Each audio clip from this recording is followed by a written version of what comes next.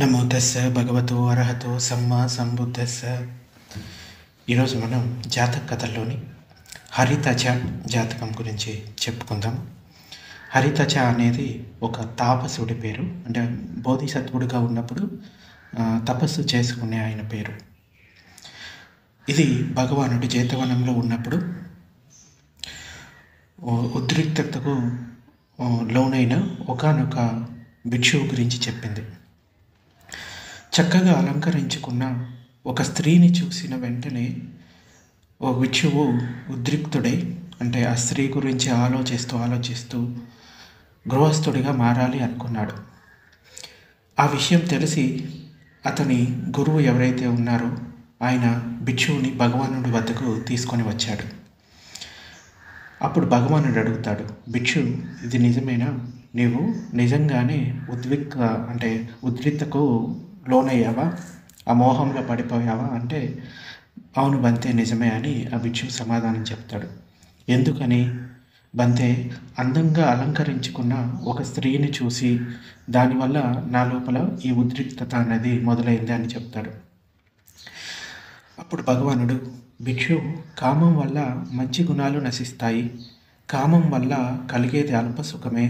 అంతేకాదు, అది చివరికి నిన్ను నరకానికి పడేస్తుంది.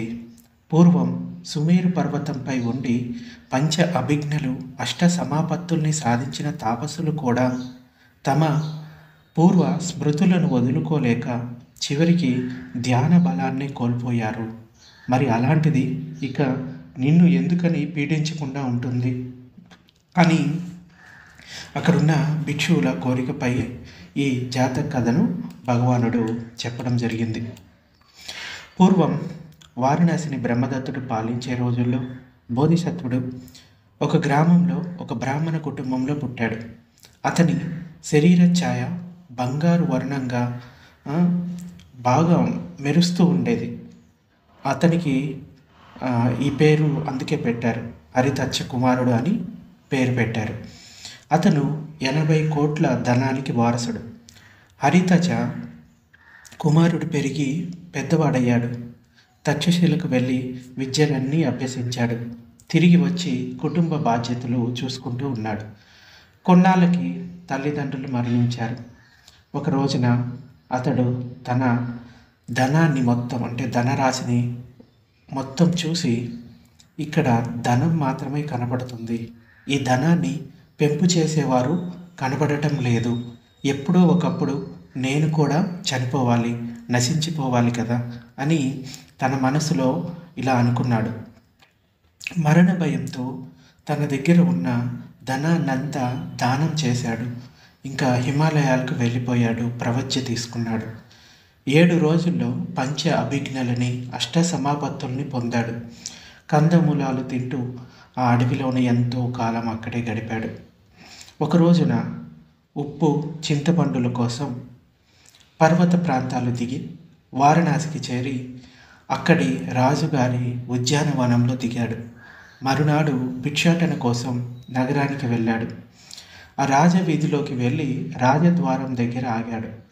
మేడ మీద నుంచి రాజు ఆ తాపసిని చూసి ఎంతో సంతోషపడి ఆయన్ని పిలిపించాడు. శ్వేతఛత్రం కింద రాజ ఆసనం మీద కూర్చోబెట్టాడు ఆ ఋషిని. రాజు మంచి భోజనం పెట్టాడు, దానానుమోదనం పొందాడు.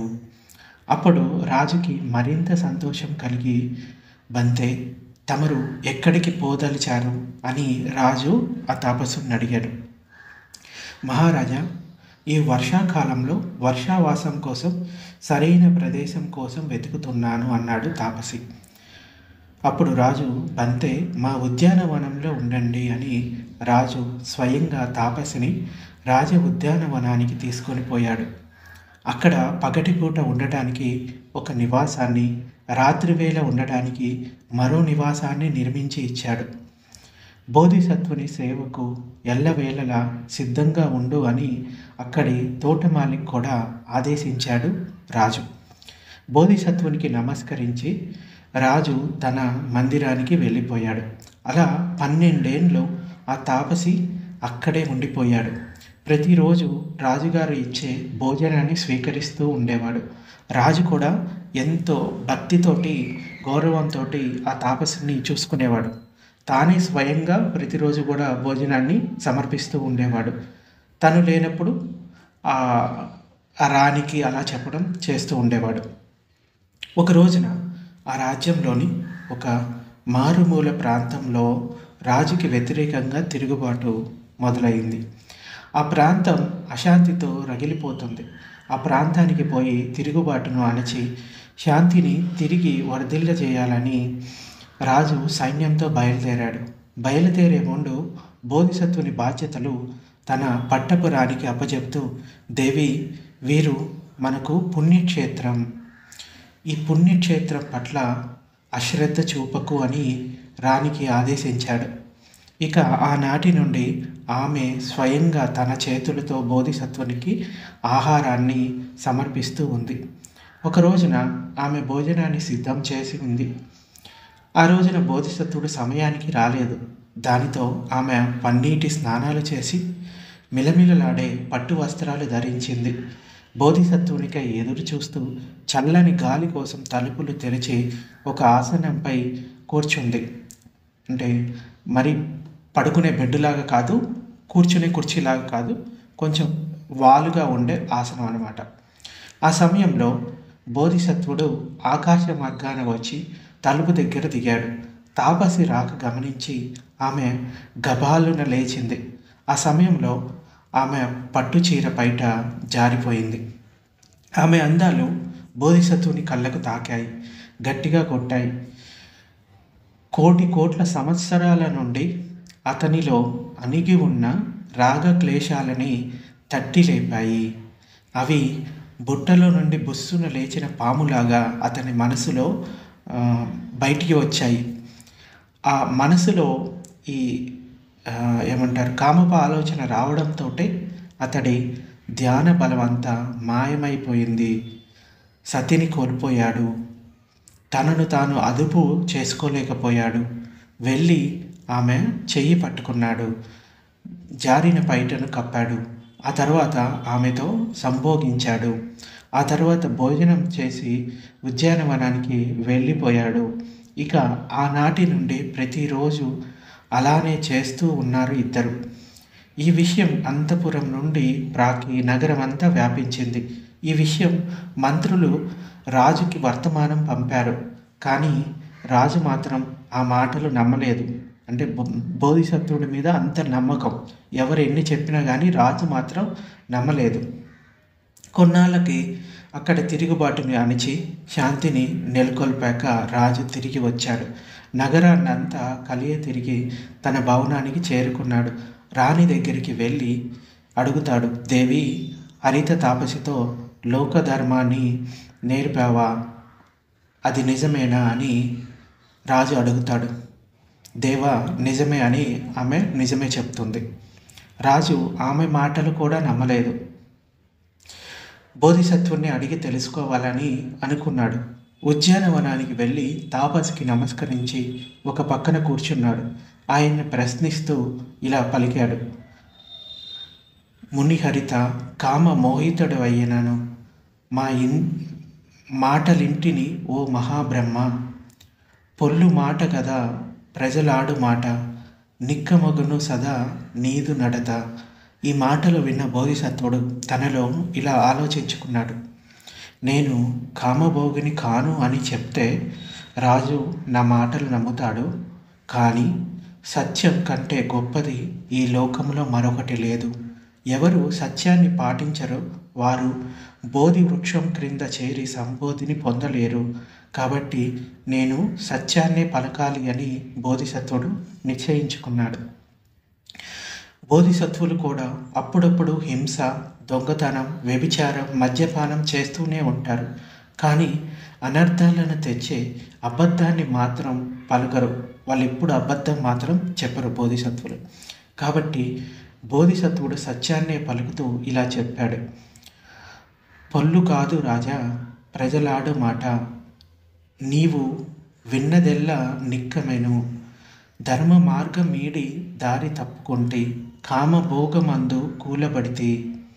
ఆ మాటలు విన్న రాజు ఇలా చెప్తాడు: వినోదమున మనసు విహరించి నేనియు నిష్ప్రయోజనమగు నెనరు తపము సాధనము ప్రజ్ఞలు సాధు చింతలెల్ల ఉదయింప రాగము ఉడిగిపోవు. ఆ మాటలు విన్న హరిత తాపసి రాగబలం గురించి చెప్తూ ఈ 4వ గాథను పలికాడు. మోహము, రాగము, మదము, విద్వేషము మహాబలము కలవి మహారాజా. వీటి బంధనములు విడిచిపెట్టకున్న ప్రజ్ఞ ఇసుమంతయు పొందలేము. అర్హంతపు నీవు అతి శీలధనుడవు, పరిశుద్ధ గనుడవు, పండితుడువు, మంచి నడతయున్న మేధావి నీవని తలచినాను నేను హరిత తాపసి హరిత అని రాజు చెప్తాడు. అప్పుడు హరిత తాపసి ఇలా చెప్తాడు: మేటి తాపసి అయిన మేధావి అయినను దమ్మమాచరించు దివ్యుడైన రాజు అట్టివాడు. రాగము పొడచూప పతనమొంది కీడి పొంది తీరు. అది అన్న వెంటనే రాజు నాశనాన్ని మరింత ప్రోత్సహించాలని ఈ 7వ గాథను పలుకుతాడు. మేలి గుణములెల్లా మసకబార్చునట్టి రాగ మొదలవలను రాజతాపసి గొప్ప వాణిగా నిన్ను మొప్పు తొలచుచున్న మనుజులెల్ల పొగుడు మేలు కలుగు. ఈ మాటలు విన్న వెంటనే బోధిసత్వుడికి సతి కలిగింది. భోగాల వల్ల కలిగే దుష్పరిణామాలు తెలుసుకున్నాడు. అప్పుడు ఈ గాథను పలుకుతాడు: కామతృష్ణ వల్ల కలుగు గుడ్డితనము వచ్చిపడు దుఃఖము విషము ఓలే. రాజా బంధకారక రాగ మూలమేదో తెలుసుకుంటేనిప్పుడే తెంచుకుంటి అని బోధిసత్వుడు పలికి, రాజా నాకు సెలవు ఇప్పించండి, అందుకు అనుమతినియ్యండి అని తాపసి తన నివాసంలోకి వెళ్ళాడు. కసిన మండల భావన చేశాడు. తిరిగి పూర్వ ధ్యాన బలాన్ని పొందాడు. నివాసం బయటికి వచ్చి ఆకాశాన లేచి పద్మాసనం వేసి కూర్చొని, మహారాజా, నేను రాగ కారణం వల్ల ఇక్కడ నిందల పాలయ్యాను. నీవు అప్రమత్తతతో ఉండు. ఇక స్త్రీ వాసన సోకని అడవుల్లోకి పోయి నివసిస్తాను అని చెప్పాడు. రాజు అప్పుడు దుఃఖితుడయ్యాడు.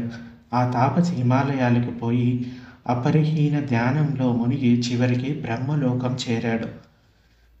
ఈ విషయాన్ని గురించి అభిసంబుద్ధుడు పలికిన 9వ గాథ ఏంటంటే, మోహ రాగములను మొదలంటూ నరికి సత్య పరాక్రమమును చాటి చెప్పి తాపసి హరితుడు తృష్ణలెల్ల వదిలి బ్రహ్మలోక గతులు బడిచే కడకు. అభిసంబద్ధులైన భగవానుడు ఈ గాథ పలికి సత్యాన్ని ప్రకాశింపచేశాడు. అంతటా ఆ ఉద్రిక్తతకు లోనైన భిక్షువు అర్హంతుడయ్యాడు. భగవానుడు ఈ 2 కథల్ని సరిపోల్చి జాతక సారాన్ని వెలువరించాడు.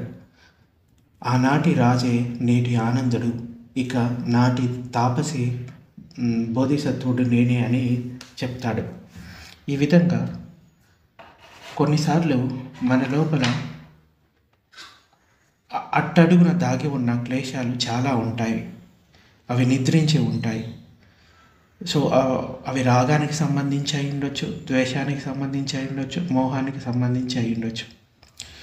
అవి వచ్చినప్పుడు కొన్నిసార్లు ఎరుకను కోల్పోతారు, వాటికి బందీలు అయిపోతారు.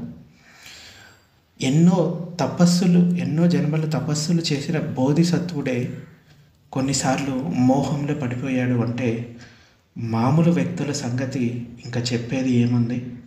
అందుచేత మనసులో ఉన్న రాగాన్ని, ద్వేషాన్ని, మోహాన్ని పూర్తిగా తొలగించుకోవడానికి, ఈ జన్మలో తొలగించుకోవడానికి ప్రయత్నించాలి.